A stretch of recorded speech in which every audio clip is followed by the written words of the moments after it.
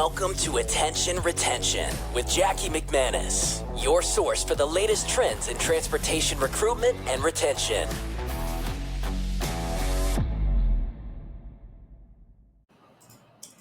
Welcome, everyone, to another exciting episode of Attention Retention. I'm your host, Jackie McManus, CEO and founder of KJ Media. We are a recruitment advertising agency specializing in talent attraction, optimizing your hiring processes, and driving efficiency to help grow your workforce in the trucking industry. And on this show, we dive into the world of recruitment, retention, and recognition by interviewing industry leaders and experts as we unpack strategies, challenges, successes surrounding these three really critical aspects of workforce management. And this week, I am so excited to be joined by Thomas Banks, driver recruitment and retention manager at Nick Strimbu Inc. Thomas, thank you so much for joining us today. Thanks for having me, Jackie. Absolutely. Now, you bring a wealth of experience in driver recruitment and retention, and being with the current company for almost 8 years, which is always a good sign when you see that internal office staff has been with the company for more than 2 years in this day and age. And really, from our conversations, developed effective strategies to attract drivers, whether that's through referrals, your website, social networking, really focusing on communication, and fostering a positive work environment. So really maintaining driver engagement and then thus reducing turnover, which is always great to see. But before we dive into the 3 R's, Thomas, could you walk us through your journey in becoming driver recruitment and retention manager? Sure. I drove fuel truck in the Army for 12 years. My last tour in the Army, I was on recruiting duty. I've always enjoyed driving the big trucks. And I eventually got out of the Army. I ended up being a recruiter for a truck driving school. Oh, okay. Did that for a little while. And then I drove non-CDL, basically east half of the U.S., hauling show cars, show bikes, things like that for a company. I did that for about 9.5 years. And then I ended up coming on board here as the recruiter and retention manager. So it's been a strange journey. It's been a long journey, running into some familiar faces along the way. Oh, yeah. Yeah. I like to call it transportation is, 2 degrees of separation. We all, if you've been in the industry more than a couple of years, I say 2 to 3, we all know each other somehow. And that's actually why I fell in love with the industry. I'm a girl from Long Island, Thomas, and, didn't learn much about supply chain, transportation in high school and college. And I happened to work for a truck driver staffing agency in 2008 when I graduated college. And 2008 was financial crisis. Yeah. And I worked for this truck driver staffing agency. My first role was in dispatch. And let's say I really learned how to speak French. And from there, went to recruiting and then found my real niche in recruiting and sales and grew the online program. In 2013, started KJ Media. But, I think like many people never, as a child growing up, did not think about the industry. My family's not in the industry, but got sucked in. And one of the reasons I love it here in this space is because of it's essential. And the people are tremendous. Well, you may end up wanting to cut this part because it's a little bit long-winded, but when you talk about the 2 degrees of separation, I was actually in truck driving school because the time period between when I got out of the Army to convert my military license over to civilian license already lapsed. Okay. And Nick Strimbu was supposed to come to my class and do a class presentation, but the recruiter no-showed. And one of my classmates was already working with Nick Strimbu to come on board here, and he had mentioned to the interim recruiter, director of operations, who was filling in for the time being, that he had a classmate that was getting a CDL, drove truck in the Army, drove non-CDL, and then also had a background in recruiting, specifically in truck driving. Okay. So they said, sure, send a resume in, but they were pretty much already done doing all of their interviews.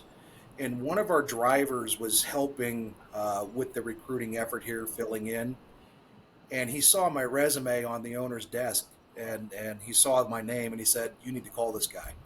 I'm like, well, we're pretty much already done. He goes, "No, you don't understand. You need to call this guy right now." Here, he was my director of admissions at a trucking school where I was the senior admissions representative. Are you kidding So me? he was already familiar with me. He already knew I could recruit. Yeah. I already knew that I was familiar with the industry. I already knew that I could drive. Yeah. So they called me in, and I had my interviews, and it's pretty much, that was the end of the story. They hired me on immediately, and I've been here ever since. That's case in point right there. Case in point right there. Well, let's kick off with our first R, recruitment. That's really the top of funnel, getting folks in, and this is something that you've dramatically have reduced the cost per hire, and that's a moving target. That number, right? Depending on the year, the market. Absolutely. It's not a one size fits all. We were saying 2022. Those numbers are in the thousands. Where this year it's been under 1,000, well under 1,000. 2025 might be a different story, right? But I'd love to know, in this competitive market, it is always going to be somewhat competitive in the industry because of just the nature of the business. What do you found to be the most effective strategies to attracting drivers in today's competitive market? Well, I mean, as far as the actual advertising tools, job boards, having your own, well-designed landing page that drives a lot of organic traffic. We specifically here do have a student level or an entry level driver training program where we actually hire directly out of schools. Okay. So we have several high quality schools in our area that we go in and do class presentations with. And even though we're limited to the number of entry level drivers we can't hire every year, Sure. they hear about us. There's a brand awareness there from when I talk to them in class. And 6 months, 9 months, 2 years down the road, I get a lot of applications from guys that call up and they're like, "Hey, remember me?" And I'm like, "No, I don't." I'm honest with them, but Yeah. they say, "I remember you. You came to my school and talked to us in class." And it wasn't. You weren't exactly what I was looking for at that point coming out of school, but my life situation has changed, and I really want to be part of Team Strimbu. Yeah. So really, for your company, it's getting into the community, getting into the schools, and talking to folks. It's a lot of talking, Jackie. Yeah, It's one of the things. educating too. Educating them on your brand and who you guys are. I mean, well, it's not just educating them on the brand. I think I try to do right by the students because I realize I'm not hiring every student out of a class. I'm not hiring every driver that I speak with. Recruiting, you talk about the 3 R's. Recruiting starts with retention, plain and simple. Period. Yep. To me, my mindset is it's all just one big R. It's just R like a pirate R. Sorry about that. That's reading the podcast then, Nick. It all begins and ends with that, and having honest conversations with them while they're in school, trying to educate them on the realities of the industry, both the good and bad, giving them tools to actually do their own research and try to find a company that's going to be the best fit for what they're looking for. Just educating them on how to do that search, the questions to ask companies, things to look out for, both good and bad. Right. Just trying to give them tools. I have a tendency to stand out in their minds. I can see that. I can see that, Thomas. You got a good personality, so. Don't let my recruiter Mina hear that. She'll be laughing in the other room. It's funny. But, it really does come down to having, and I couldn't agree with you more, as a recruitment advertising agency, one thing that we always look at with current customers and then new clients that we bring on, it's, we have 10 trucks available. We need more drivers. We need more drivers. But then there's more than a 50% turnover rate, or 70%, or 80%, or 90% turnover rate. Within 60 days, typically is on average. That's 60 days, like 61 days. We just did results on that. But as an advertising agency, of course we can spend money and get drivers in, but we want them to retain the drivers. So if they can, on average, and we're finding that where clients, they come in, they may have 100% turnover, 120% turnover, but because it's so easy to apply these days on Indeed, these job boards, if we can pre-screen them and really communicate with the driver immediately and give recruiters the tools and the drivers the tools on the company so they can do their research, it just makes for a better conversation. So instead of that 61-day average turnover, usually post that 90 days, drivers will stay for about, year or two typically, depending on the company. Some you have the 10-year, but it's retention. And that is very much, in my opinion, something that recruiters should talk about from the get-go. If you have drivers that are staying with you, proof is in the pudding, right? I mean, drivers talk to drivers. Absolutely. I mean, our retention rate here, and we're considered, I guess, a mid-sized company. Mm-hmm. We average between 30 and 35% turnover every year. That's beautiful. That's It's extremely low. extremely low. Between myself and the recruiting team here, the mentality that I tried to install was it's okay to tell a driver no. It's okay to tell an applicant no. I caution CDL students and new drivers about the dynamic between potential employer, employee, or applicant is completely on its head in trucking. This is legitimately one of the only industries where you could get, quit at 9 a.m., make one phone call, Oh, yeah. have a new job offer by 9:01. It is that easy. Mm-hmm. As long as you have a clean record Mm-hmm. and you don't have a history of job hopping, everybody's going to offer you the position. That's not true here. Mm-hmm. I probably turn away more drivers that apply than not. And it's simply because when you have a retention first mindset, you're looking at it as what are the chances of me keeping this driver for 1 year? You have to ask those fact-finding, open-ended questions. That's it. Find out what they're really looking for and why, and then be honest with yourself and them and just say, hey, we're not a good fit for what you're looking for. I don't think it's going to work. Right. And when they object, you have to stick with your guns because we're the subject matter experts, and someone's telling me that they're not used to be told no, and it's what's the point of forcing something that has a high probability of not working out? That doesn't work for anybody. That creates a revolving door in here. It's extremely costly to hire people and replace people. Mm-hmm. I'd rather hire fewer people with a much greater chance of retention than having these phenomenal hiring numbers, but my retention is through the floor. Right. I mean, there's just no sense in it. It's a waste of everybody's time. And if you think about it, I'm a numbers gal, data girl over here, and I think it's often forgot or just not on the same sheet what those opportunity costs are, and meaning what those costs entail for onboarding a new driver and taking the time to make sure the open-ended questions, you hit it home, Thomas. Like that is something I'm seeing more of across the board. So we, as a third party, we'll go through our clients' application process, see what the follow-up looks like, and we'll do that with prospective prospects as well, because we want to see what the engagement looks like right from the beginning. And it's amazing. Oftentimes it's, do you have 2 years experience? Yes. Do you have a hazmat? Yes. It's not, hi, how are you? What's your name? What are you looking for in a new career? Why are you, It's pre-qualifying them. It's not finding, are they going to be a good fit? I don't have a problem saying no to somebody, and I don't take offense when somebody says no to me. Right. I thank them if I'm not a good fit for not wasting my time and my company's resources. Mm-hmm. The power of saying no. It's really true. Or no, it's not a good time right now.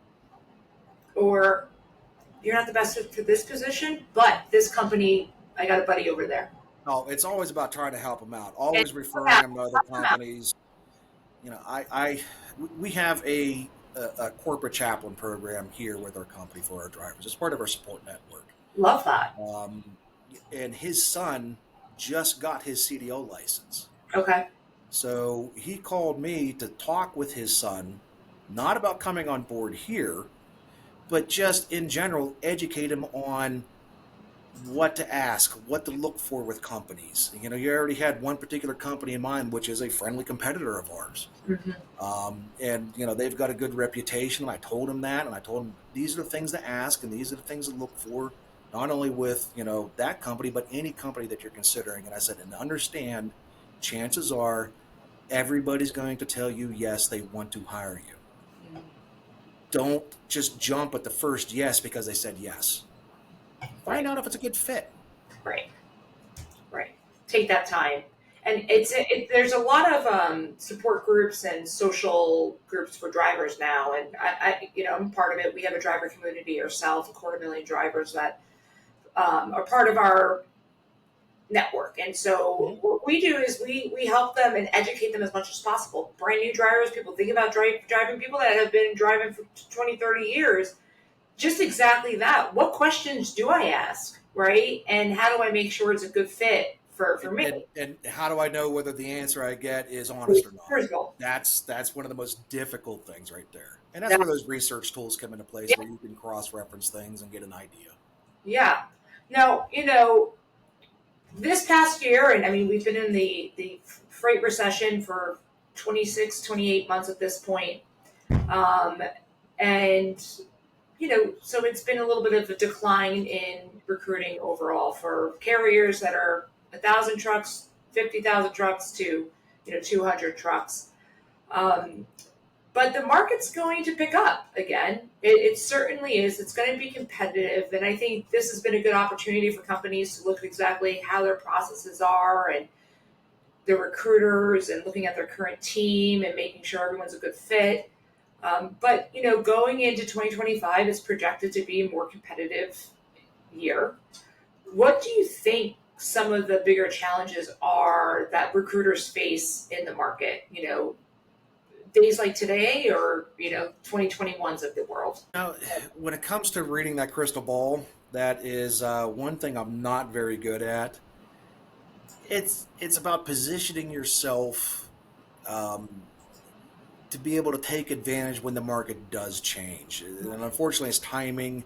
And when we start talking about this freight recession, every single quarter it gets kicked down the road, and that's been every quarterly report since 2022. Yeah. Now they're talking first quarter 2025 at this point before we come out of this recession. And it's just every quarter they kick it another quarter. Nobody knows. Mm-hmm. Nobody knows. There's a real dynamic there between the economy, inflation, consumer spending. Yep. That helps drive capacity or helps drive demand, and capacity still hasn't bled off enough. Mm-hmm. There's just a lot going on there. Mm-hmm. It's moving forward. It's being ready to take advantage when that moment comes. So you really got to be poised. I try to keep a full funnel, just from a recruiting department, communicating with operations a lot. Your load planners. Key, Thomas, that is key. How much freight do we have? Yep. What is the freight mix?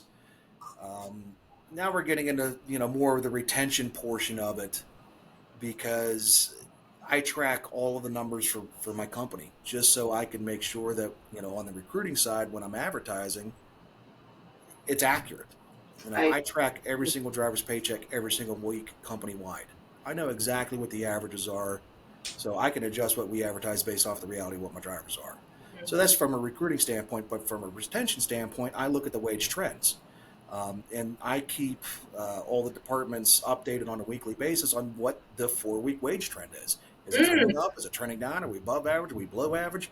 For guys that are below average, here's the list. What is going on with these guys? Do they need to be looked at as far as, is there coaching opportunities there, or are they happy with that? Because that's the other thing. Right. I have drivers that are on the tail end of their career, and they tell me flat out, Tom, I'm not trying to run 130,000 miles a year. I got as a young man, I'm happy leaving on Monday, getting home on Friday, making my little 1,800 mileage, and I'm happy with the pay. That's right where I want to be at this point in my life. Hey, Mm-hmm. no problem. If they're Mm-hmm. happy and they're content with it, I'm fine with it. Mm-hmm. You know, it's the driver expectation. So that's why I track all of those types of numbers um, And that's something you do on a weekly basis. Is that right? every single week. I, I think that's a great way to bridge the gap. Well, company wide, but then also, I often find that high turnover happens from what recruiters saying versus what operations and dispatch and what the actual business is. Expectation gap. And that's exactly what it is. So, it is about bridging that gap. So the two teams are locked in. So recruiting, it's not necessarily their fault per se. It's just the information that they have. Then dispatch just has they have the reality of what's going on. And that's where the turnover happens. Because if you think about it, if you were to apply to a job and they were saying, hey, you're home daily, the sun's always shining, always 76 and sunny, right? In And then Philadelphia, yes. you're in Seattle and it's pouring and there's, hurricanes, you're going to leave. You all automatically, if any human being loses trust quickly. And as you should. And so I think that's a really great takeaway for the audience to look at doing something like that. Um, so that you can bridge the company, like communication internally. So as you are looking externally, everyone's getting the correct information. Yeah, it's trying to be as accurate as possible. One of the most important things to me as an individual, as a person, is my integrity. And again, that's a carryover from the U.S. Army. That's one of the core Army values is integrity. And I don't ever want to even accidentally mislead somebody. So I try to be as accurate and factual as I possibly can. If I don't know an answer, I'll flat out tell them I don't know. Mm-hmm. I will get back to you on that. Mm-hmm. If it's one of those situations where someone really wants to come on board, everything looks perfect as far as the application, and their location might not be the best for us, I will go have that conversation with operations and load planners. Hey, this is I got a person from this area.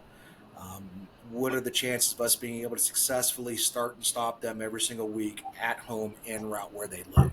Mm-hmm. Mm-hmm. And there's been a lot of good drivers that I would have loved to hire over the years because they had great attitudes, great work history, everything else. But I would not reliably be able to meet their home time expectations, and it's hard to admit that to them, but you have to.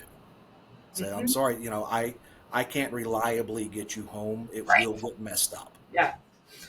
Maybe it's 50% of time I could say that, but I can't commit to that fully. Yeah. And that's a level of the integrity that you have. You're going to be speaking to drivers that have the same integrity and they want honesty. That's it. And that's a word that is constantly thrown around as, we got to be honest to our drivers. Honesty, honesty, honesty.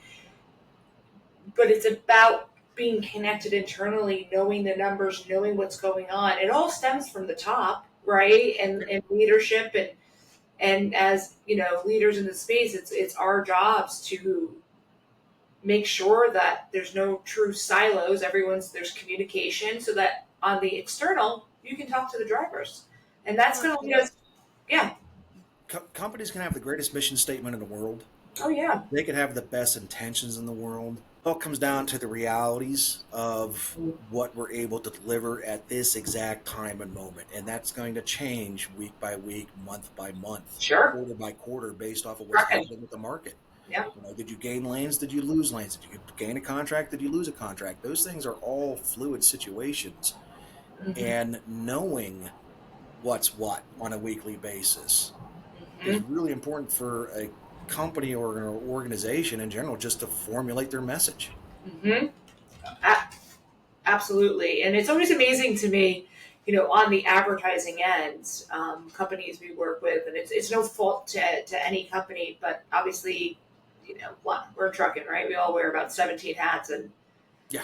backwards and, juggle 4 oranges at the same time really well. So, but it's always interesting when we work with a new client, for example, and, those numbers are something that leaders just don't know, kind of off the top of their head, or they have to really analyze. And for us, it's all about advertising the right, the honest piece. It's not the up tos and I hate the we, up twos. and drivers know that. Drivers can see right through that. It's not going to help. You may get more clicks. You may not get some more submissions. Plus, it already sets the recruiter up for failure when they're on the phone with this driver. Mm-hmm. So retention is the king, and then it's recruiting, right? So let's talk more about retention and what have you found to methods that you found to that have been successful in keeping drivers with your company over time. A lot, and I mean a lot of open, honest conversation with your drivers. Mm-hmm. There cannot be any weird separation between ownership, staff, the retention guy, and your driver. There has to be a free flow of communication, Mm-hmm. both up and down, in order to make this work. It can be exhausting at times because I get the text messages and the phone calls on Saturday afternoons, Sunday afternoons, Friday nights. My drivers know that they can always reach out to me. Mm-hmm. I do try to set some ground rules there. Most of them do not call Tom after 11:30 at night unless it is a life or death emergency. Right. But Right. feel free to call Tom at 5 a.m. Right. Sunday through Saturday. That's Right. absolutely fine. But having that honest conversation with them where they feel comfortable venting their true feelings, Mm-hmm. unfiltered. Unfiltered. Most truck drivers don't have much of a filter in the first place. No. So, which is why they have a tendency to not say something until they're ready to explode, and then it's just full blast, unfiltered. Well, let's have that conversation earlier. Right. When I conduct orientations with drivers, new hires, I tell them, I said, look, I'm part of the problem solving process here. If there's a problem, call me. I said, but I'm going to be honest with you.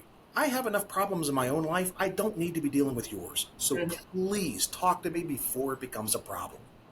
It is so much easier to address issues than it is a problem. Don't let things sit there and fester and build and build and build until you're ready to explode. You'd be surprised how many things can be solved with a simple email or a simple phone call. But if I don't know about it, I can't try to fix it. Right. I can't guarantee you every single time I can fix it. Sometimes, like I'm an answer guy. I have most of the answers. If I don't have the answer, I'll get you one as fast as I can. I'm not going to make you wait 3 weeks, but I can't guarantee you that you're going to like the answer I get you. Right. But at least you'll have one. So, really having that honest conversations with your drivers, they have a tendency to respect you more than what they have other people in the same position from their previous work histories. Yeah. And I've been told that many times, and to me, I'm, that lets me know I'm above the target. I'm in the right area. Yeah, you're on the right track for sure. And here's my question, Thomas, is there's so many ways to communicate in today's world. Yes, and you have to force it sometimes. We use a multifaceted method. Yep.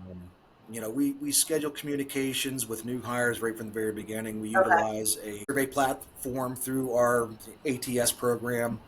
I brief them on that during the initial orientation. Hey, you're going to get these surveys. Please answer them. That's me contacting you, asking you specific questions. We do management and ownership phone calls with all the new hires, 14 days, 30 days, 60 days, 90 days. Oh, is that right? Okay. And that's everything from the owners on down. And it's looking for the pain points. What can we do better? From our perspective, this is how you are doing. Because again, that's part of that conversation. Drivers want to know how they're actually doing. Most people do. Am I doing okay? They don't know. So, being able to provide them with their individual statistics, what their peer statistics are, what the company averages are, and where they're at, identifying any issues that they could be coached up on to make them more efficient. Most drivers want to be home as early as possible and make as much money as they can. Well, the best way to do that is be as efficient as possible. And this is how we can raise your efficiency. Mm-hmm. Having those conversations with them. And again, that comes back to knowing what their actual numbers are and knowing what the rest of the company's numbers are. Right. But, having those conversations with them, and then, there's, and I do get it. There is a culture really started to show its head last year, but 2023, 2024, that is the anti-pizza party corporate culture. Mm. You read any meme online about pizza parties, and it's I don't know if I've heard exactly this. a good thing. But Yeah. every single month, you know, I think too many companies try to use that as a band-aid as opposed to just part of what they do and what drivers can Right. expect. Every single month we have some sort of driver food event here where the owners Yeah. are barbecuing, serving up, they're, throwing stuff in the smoker, Mm-hmm. father-son chili cook-offs during the wintertime. Mm. They're always doing something for the drivers on a monthly basis. It's not driver appreciation week. Mm-hmm. Right. When you show your drivers that you really do appreciate them day in, day out, week in and week out, you don't need to have the special event Right. because that's just part of what we do. It's the culture. There's the culture, and the ownership's there, and they're talking with drivers. Drivers have free access to the ownership. That makes a You know, big difference. That yeah, makes huge a big difference. difference. They're out there barbecuing, and drivers are coming up talking. Hey, what's the state of the company? How's everything going? They'll air complaints, Mm-hmm. concerns. They want to be in on the know and have trying to keep them as much information as far as what's transpiring not only in the industry but with the company and how the company's adjusting to the industry. It makes them feel like a more valued member of the team.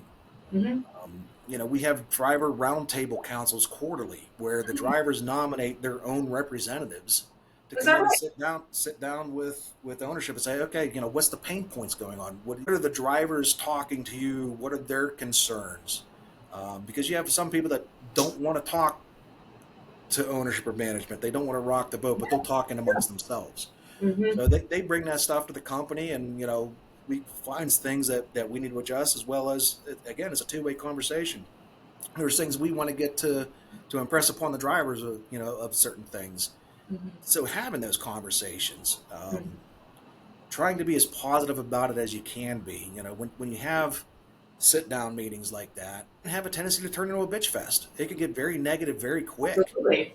And just to constantly try to reinforce hey, let's find positive solutions or potential solutions to these problems. Mm-hmm. Mm-hmm. If we present a problem to that table, so what can we do to fix it that is going to be beneficial to both the drivers and the company alike? Mm-hmm. Mm-hmm. So those types of conversations and access that the drivers have, it's critical. They feel more involved in the company. I'm always looking for ways for us to improve that. Mm-hmm. Um, Communication is always going to be an issue with whatever company you're in, whatever That's industry you're in. Communication is always an issue, and we totally have our issues with communication along with everybody else. I true. don't want to make it sound like we've got this thing figured out. We Mm-hmm. don't. We're still Yep. adjusting, but it's an effort. Mm-hmm. And I think that's the key word is effort, right? Effort and retention. And personally, I've been in the industry since 2008, so um, quite some time.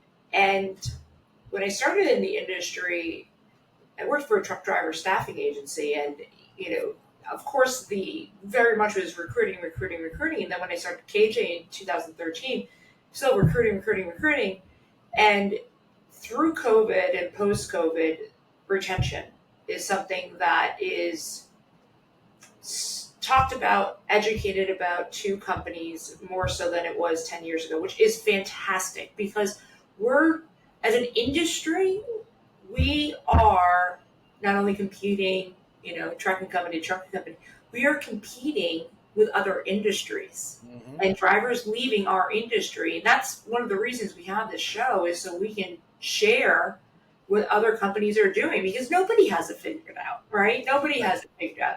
And just when you think you're there, something's going to come up, right? And that's just the way the world works. But that's evolution. That's Mm-hmm. why we are where we are. So I think if companies have the open communication as like their base they can navigate and make it a comfortable environment, because I agree, it can be very uncomfortable if you're not, with leadership often, and then they invite you in and, you may not feel comfortable saying anything because you want to keep your job, right?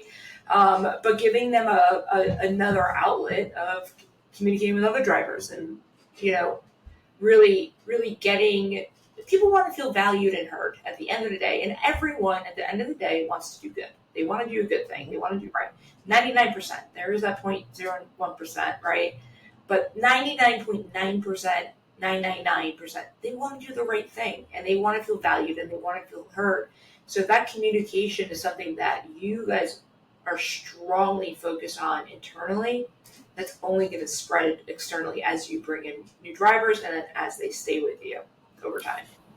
One of the other things that helps that I wish more trucking companies would do, everybody talks retention, but how many trucking companies have a retention manager?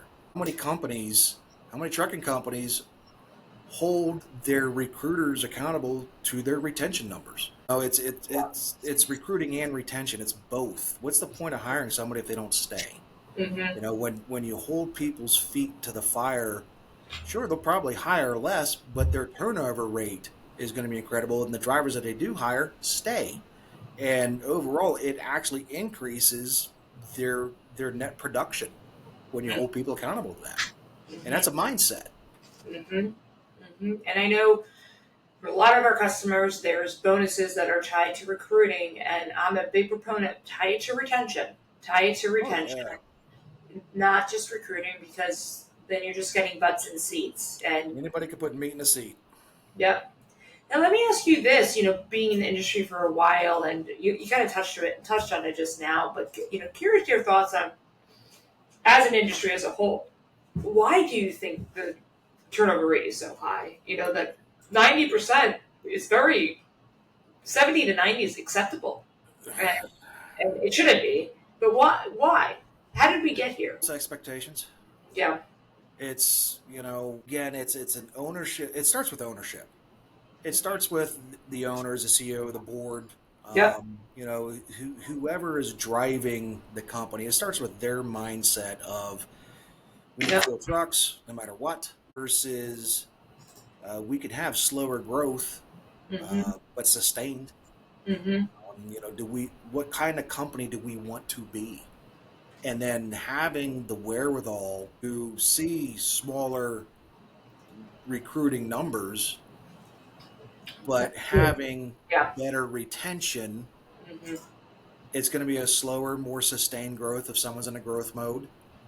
If someone's just in, maintain, that's much easier to maintain when you're doing, when all the recruiting begins and ends with retention.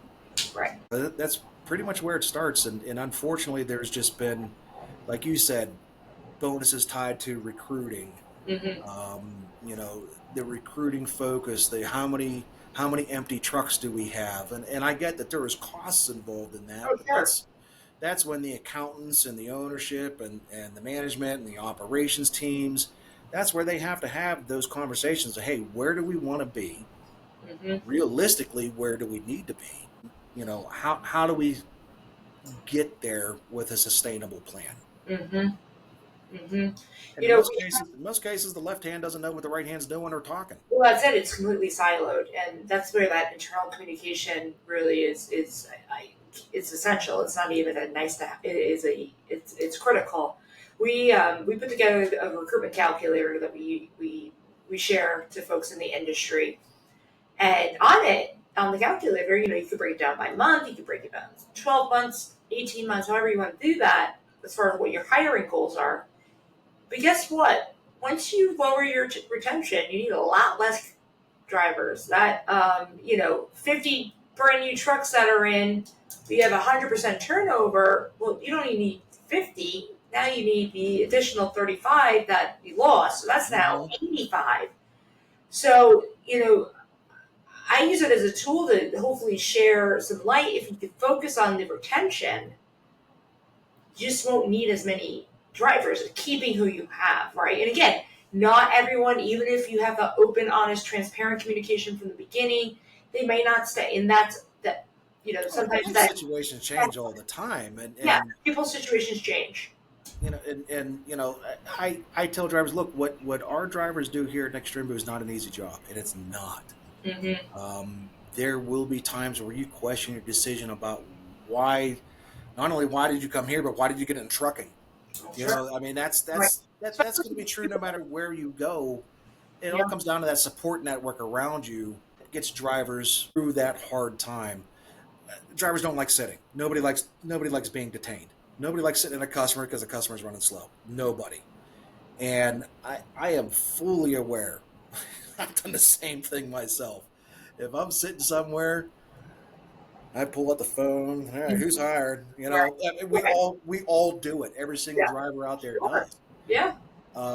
How to prevent people from clicking that button though is taking care of them. You Hmm. know, we pay our drivers detention whether the customer ever pays us or not. We'll take a loss, Hmm. just by paying the driver because that's a company to company issue. That's not something drivers should ever be caught in between. Hmm. Not paying a driver detention because the customer didn't pay you is simply unacceptable. And there should not be a single trucking company out here that would ever do that. And unfortunately, it's way too common. It is, and that's where that especially, I mean, where you guys sit as far as hiring students, it's really important, that impression and that education that you give them, because they're new to the industry, and there's more folks coming into the industry that didn't have family members that were in the industry, and so it is all about first impressions and how they're treated. But we see time and time again, a lot of people get their CDL, they may have a bigger carrier pay for it, whatever the situation is, they leave quickly. And it's because of that friction. I'm a big believer in driver mentorship programs and Mm-hmm. community mentorship programs within the organization. It makes a difference. Just like if you were to get a job as a sales rep, you would be partnered with other sales reps, and that's just the way the cookie crumbles, and as it should, because then you could ask them some questions you just don't feel comfortable asking the leadership, and Right. it makes a difference. These driver mentor programs. I'm seeing more and more companies put that in place, which is a good thing. Let's go over to recognition. So you mentioned Driver Appreciation Week is what, 2 weeks away? Not even. It is 2 weeks away already. But every day is Driver Appreciation Day in my book. It Um, has has to be. Jackie, it's got to be more than a slogan. It has to be more than a slogan. You really got to mean it. The proof is in the pudding, and you really got to put it out there. Mm-hmm. We when I tore an orientation class, a new hire class, and when we talk orientation classes here, we're talking two drivers.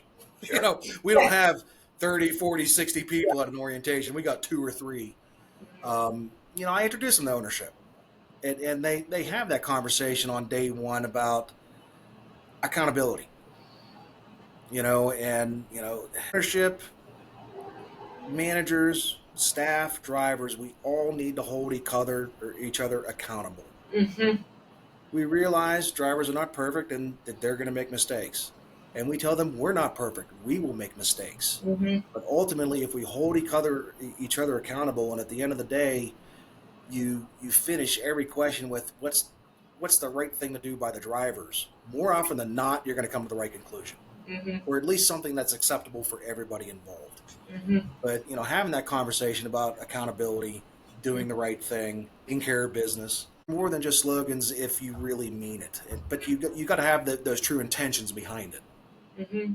There's a slogan we have with my internal team here at Cage. I have a great team and folks that have been with me for almost a decade, which is that kind of family like atmosphere. We've known each other for years, marriages, kids, all that good stuff. But one thing when we bring on a new coworker, and we see this quite a bit, there is no ego on this team. So, and there really isn't. If I'm in sales and you have a good idea on how I should approach a conversation, let me know. Vice versa. And I think that's a big piece. Often folks just get into their management, into their leadership role, and very much this is how it should be, and maybe not open to listening. And that's where I think, again, communication comes back to communication could be a downfall. And I truly, I say this constantly with my team, and something, again, we talk about with new hires, but there's no ego. You're not going to hurt our feelings. Just want to hear your point of view, especially from a third party coming in for the first time. And it makes a difference, it really makes a difference because everyone, in my opinion, has a very unique, genius, their own genius and value, whether they're, a wizard in the back looking at technology and optimizing ads all day to salespeople. There is a way to have that, bridge that gap and have that communication so we can all grow together. So let's talk about some of the, drivers are away often. How do you build that sense of a community? Is it just through communication, bring them in? Fortunately, we're not an OTR company, so our drivers begin and end each week here. And we're not a multi-terminal company, so there's the main headquarters where everybody basically starts and ends their week. That is one of the things that does make That's the great. barbecues much more feasible Yeah, for our sure. drivers because they're coming through at the end of the week. So we do get a good number of our drivers in for those events. With our freight, 80 to 85% of our freight moves direct back and forth. We've got dedicated core customers for our Yeah. outbound freight. So every other day they're passing through. Mm-hmm. Now, a lot of the times, they're just passing through, topping off a fuel and def and then heading right back out. But most drivers take the opportunity to come in and say hi. Mm-hmm. I try to go out, to the fuel island as often as possible. Catch Sure. the drivers, just talking with them, shooting. I probably shouldn't swear, but It's all right. It's shooting not. the It's stuff with them. All right. not. Um, You but speak. being able to see them on a regular basis really helps in Yeah. our specific company. Sure. And then with the way that our not only the way that our freight moves, but with the simple fact that we do have core customers, Mm-hmm. we've got several drivers going to any given customer all at this, on any given day together. So our Mm-hmm. drivers get to see each other at the customers. Yeah. Yeah. And it's pretty cool, because my drivers will send me pictures and they love it. When every year that we get new truck orders, Mm-hmm. and in 2022 we redesign and respec our trucks completely. So they had an all new look to them, and the Nice. drivers absolutely loved them. And I started getting photos of all these brand new trucks lined up next to each other at our core customers, and they're talking about the Strimbu this division, Strimbu that division. They're calling themselves this because they're all grouped up together. That's fun. So Yeah. Yeah. they do get to see each other quite often. Yeah. Yeah. That's unique. But that's that again, building that sense of community, building that communication. And I think one thing we all really hit home during COVID, a silver lining, is how important human connection, how Mm-hmm. important interaction is. Where beforehand, it was taken for granted, and then it was ripped away. And so, if anything, that's really, if you can do it, if you're in a location with your drivers, or if you can't, make a point to schedule something so that your drivers can be together. And everyone has FaceTime. FaceTime is so important. It's not only that, but it's building the esprit de corps. Yeah. There's our flatbed division, because we have two divisions. We have a refrigerated division, refrigerated grocery, and flatbed. Mm-hmm. Our flatbed is probably a little more close knit with each other because Mm-hmm. flatbedders stick together.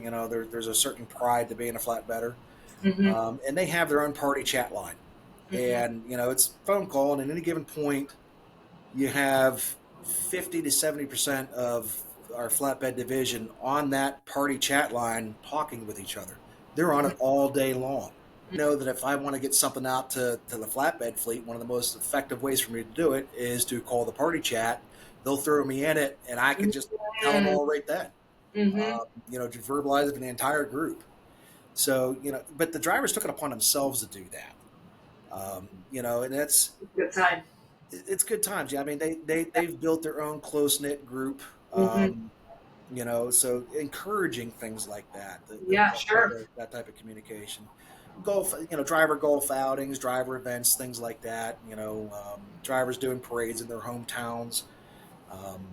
All those things are important to them. It helps helps them feel a more integral part of the team, Mm-hmm. because at that point they are. Mm-hmm. It helps build pride in what they're doing, their sense of purpose, their sense of appreciation Mm-hmm. from the company itself. Mm-hmm. When your drivers fully embrace we are the face of this company, there's Mm. nothing more I can ask for recruiting and retention. Are you kidding me? They're Right. doing the job for Right. me. Right. No, that's kind of a home run right there, which is great. And so, Nick, I feel with what your team does at Nick Strimbu and Thomas, everything that you achieved over the last 8 years of being with them, it's definitely admirable. And I'm excited for our listeners to listen in. We have leaders that listen. We also have truck drivers, our community drivers. And so I would like to ask you, we're going to have a link to your website in our show notes to learn more about your company. And so for our drivers that are listening, what would you say, why should drivers consider a career at your company? What type of drivers are you looking for besides getting to hang out with you? Because I'm the face of the company. Yeah. Yeah, I mean, why should someone want to work here? They just don't want to be BS'd. If they just want, if they just want an honest opinion, a yes or no, be given the facts. I'm an extremely fact-driven person. I've been told I'm, Mhm. blunt to almost the point of fault sometimes. Mhm. But those are all just important things. Do what we do. I don't apologize for it. Good, bad, ugly, and everything in between. Mhm. It is what it is, and I can't change that because that's our organization. But if it's a good fit, it's a good fit, and I got a lot of drivers that absolutely just love it here. I mean, we're The, not for everybody. I'm not saying that we're perfect by yeah, any stretch of the imagination, but find out if what we do lines up with what you're looking for, and if it does, give me a call. love that. I love that. Simple, factual, true, no BS. Again, there'll be a link below in the show notes. And as we wrap up, I have one final question for you. Oh, I need to do it. Okay. What is the most important lesson that you've learned in your career, particularly in the context of recruitment, retention, and recognition? Never lie. Don't ever embellish. Mhm. Be honest. Have integrity. That's the most Beautiful. important thing. I mean, just hands down, that's the most important Yeah, thing. yeah, that's perfect. That's beautiful. Well, Thomas, thank you so much for joining me today. I feel like I could talk to you we could have a series of shows. So Yeah, I like having the conversations. I didn't have any prepared notes or anything else like that, so when we met a couple of weeks ago, I was like, we don't need notes between the two of us. We're chatty and passionate about this industry and very. how to help other companies recruit better, retain their drivers first, and then recruit better and recognize their drivers. So I get asked by people, aren't you worried about giving your trade secrets away from somebody else? Isn't that going to hurt your recruiting efforts? I'm like, no, because I'm retaining the people that I recruit. right. I'd rather see other people do the same thing instead of people bounce around and get out of the industry. Right. And that's exactly it. That was a common theme. I remember when I started the company, that was common. Trucking companies didn't want to sell their secrets and the stuff. Well, again, we're losing folks to the other industries. So that's why it's so important for us as a group to have a community and connect on what's working, maybe what's not working, or giving advice and giving each other the challenges and see that is just so important as we continue to grow as an industry. So, Thomas, thank you so much for tuning in to our guest. That concludes another episode of Attention Retention. Again, a heartfelt thank you to you, Thomas, and to our listeners. Now, remember, the road to success begins with effective recruitment, thoughtful retention, and genuine recognition.